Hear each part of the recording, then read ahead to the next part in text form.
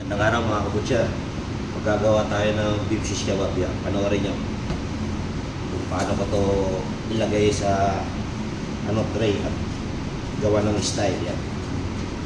Yan, ganyan lang yan mga kabutya. Binilog ko muna siya. Ito, nakamarinate nito. Yan. Ganyan ang itsura niya mga kabutya. Pakita ko sa inyo rin yung pangmalapitan. Pag hindi nyo sanay ito pit-pit pataas, yan o, para may design-design niya mga kabutya. Ito pa. Yan o. Pipit-pitin lang yan pataas mga kabutya. Hindi kasi masyado makita yan. Ganyan itsura niya.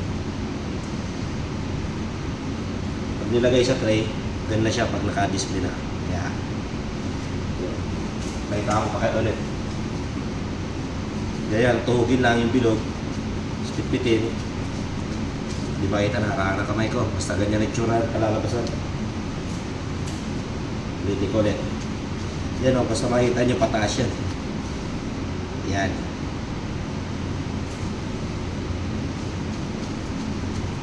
Makita ko lahat ng nagawa ko lahat ngayong araw.